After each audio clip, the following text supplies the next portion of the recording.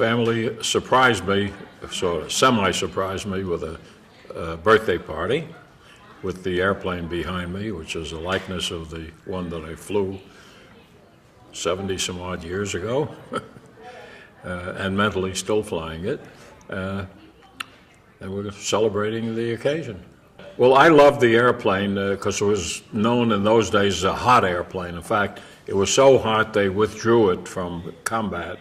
It was very fast moving, flew at high speeds, and a lot of pilots couldn't keep up with it. In fact, a lot of pilots voluntarily withdrew from flying it. They just didn't like it because of that. They didn't have the capability or the desire to be under that kind of pressure. Likewise, the opposite, I liked it. In my training, I had flown several of the training planes, all of them as a matter of fact, and the 18-9 was one of the most treacherous. It was called the 18-9 Advanced Trainer, number 9, and it killed a lot of training pilots. I did very well. I got my average is AA, above average actually. And because of that experience, and I did this because I liked it, because of that I was assigned flying B-26s, which I requested. As I said, by contrast, a lot of pilots chose not to fly it. I chose to fly it. So most of my flying career was with that aircraft. What's one of your biggest memories or most memorable moments in that plane? Well, they were all very memorable. The two would have been when I was actually shot down, or shot up, whatever you want to call it. Once I did a lot of training of air-to-air gunnery with B-24s, which were big, heavy bombers. These were known as medium bombers, but they were phasing it out during the war. The strategy turned to be logistics of bombing or strategic bombing of Germany. So they phased out the lighter bombers, which this was, in favor of the heavier ones. But when they sent the heavier bombers over to Germany, over to Europe, they were being shot down. So the problem then became a defense of themselves not being shot down. And they didn't have, at that point, this is earlier in the war, they didn't have escort fighters. So a lot of pilots or a lot of crews were shot down, and our job was to tow targets stateside before they went over to Europe, so they'd learn to do air-to-air gunnery. So we towed targets, we went out over the ocean, the Atlantic Ocean. We flew out of Massachusetts over to Long Island and then 150 miles out to sea. At 20,000 feet, we had to do it at actual war conditions. So and most of the missions, and all the missions were flown generally at 20,000 feet. So we'd tow the targets, and then the gunners, we'd approach, we were so much faster, we were able to overtake the bombers deliberately, this was all planned, and they would shoot at the targets. Well, when they shot at the targets, we're flying about 150, 160 miles an hour, so they don't shoot at the targets per se, they shoot in front of the targets, because by the time the bullets left the gun of the bombers to hit the target, they would have to lead it. So they'd lead the gun, they'd shoot here to hit the target here. And well, a couple of times the gunners were eager, and they leaded it too far ahead. And so, one time, so far ahead that it hit my right engine, because they're shooting from from that side. And my right engine caught fire. They shot out the engine. We were out over the ocean, 20,000 feet, 150 miles offshore, and I had to shut down the engine, put out the fire. We had that capability, and I was able to bring the plane back and land it. So that was a memorable occasion. I always wanted to be a pilot. Ever since I was a kid, I wanted to fly an airplane, but no way did I have the manners, mechanism, or ability to earn enough money to learn how to fly. So I figured, well, the only hope I had really was to become aeronautical engineering, which I had the capability of doing. And I went to school with the idea of becoming an aeronautical engineering and then making enough money. This is all before the war, making enough money to learn how to fly. Well, I did that, and then 2.5 years into getting my aeronautical engineering degree, the war started, and they had this aviation cadet program where they would teach you capable people that will qualify to fly or be a bombardier or navigator, whatever. I obviously wanted to be a pilot. I was lucky enough to cut the grade, and I became accepted as an aviation cadet for pilot training. And then I went through the program. My scores were excellent. I could taste it.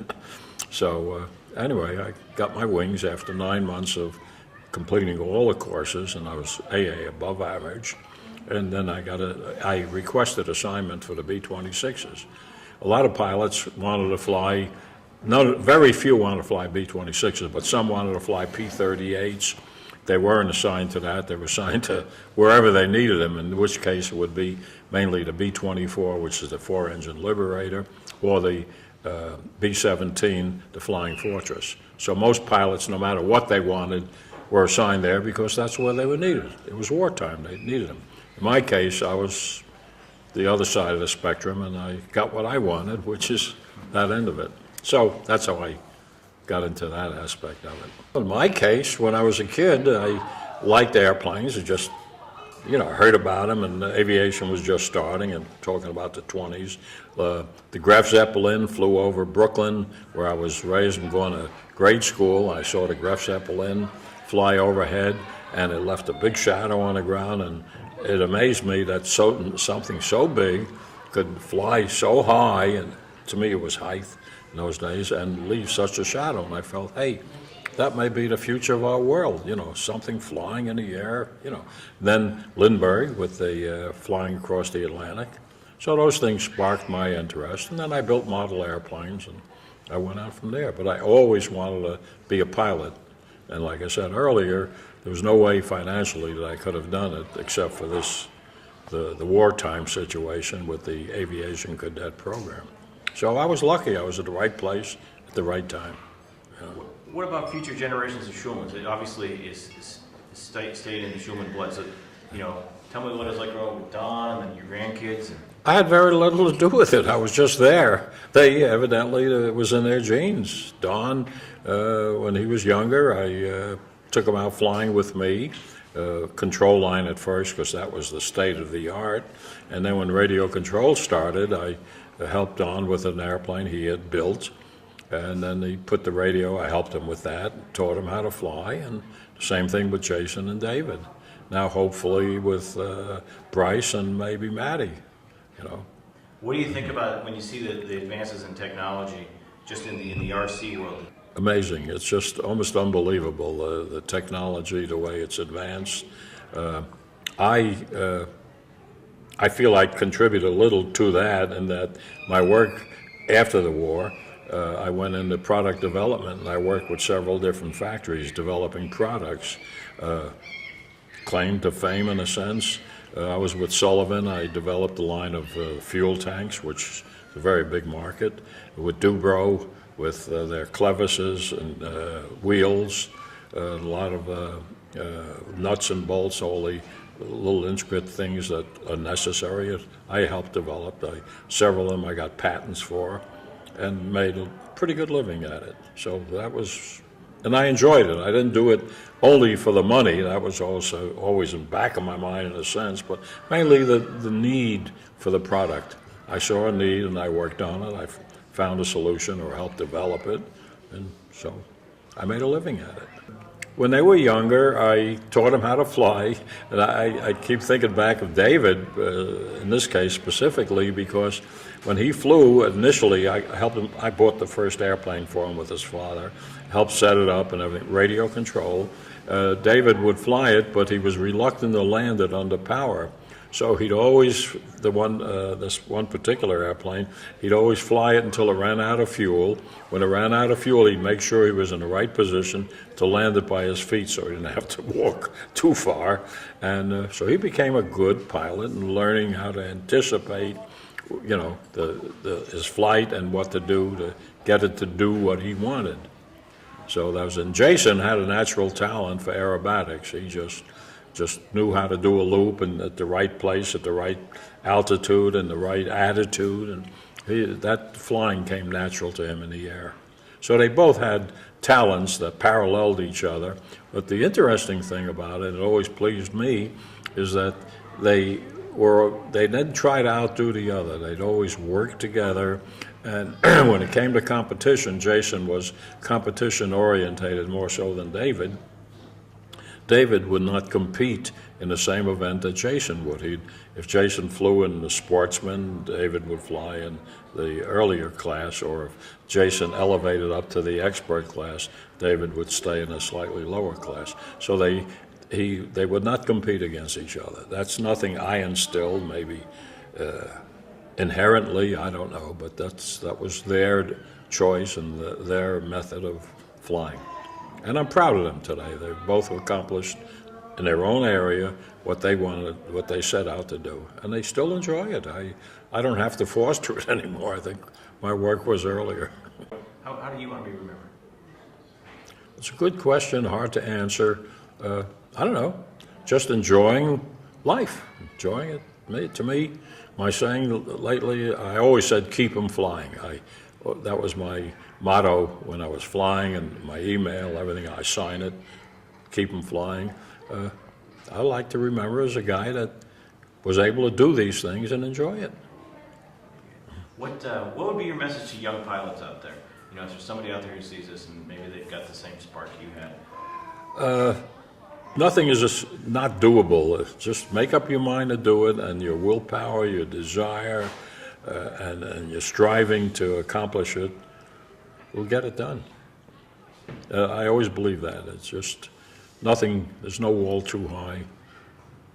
I don't know whether I'll ever see the century mark. That's the next goal. I've always had a goal in life, in a sense, in many aspects of my life. And today, being asked that question, I like to enjoy what I'm doing, being capable of doing what I'm doing, and looking forward to that doing. That's about my only philosophy I could state. Yeah. Well, that's me, it seems. It says, it's a picture of me standing alongside the original airplane. And of course, it was cut out, silhouetted, and made that way. And as I said earlier, keep on the bottom, it's legible there. You got to focus in on it. It says, keep them flying. That was always my motto, and still is. Keep them flying. How that came about is during the war, when they needed and were using planes to strategically bombing Germany, you know, to win the war, they kept saying, keep them flying for the country to support the aviation movement that was helping win the war. So keep them flying was a very prominent saying at the time. So evidently what you see there is the picture of me standing alongside the airplane with the saying beneath it. The airplane was a likeness of one that I had flown. I had flown several different models of that same airplane, but because of my career and the work I had done, I was rewarded by getting a plane coming off the factory line at the time, assigned to me with my able to put a name on it. In my case, I used the name Zombie. Zombie was a name of an airplane that I had designed, a free flight airplane. Before the war, it was very extremely popular, and that's where the name came from, Zombie. So I put it on, I had them painted on the airplane. I was permitted to do that as a reward for my efforts and everything. Don't talk, just keep wherever the flag is.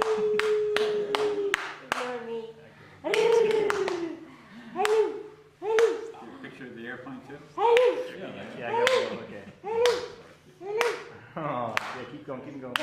Tell me a little bit about your shirt. What does that say? Got to read it? Yeah. The older I get, the better I used to fly.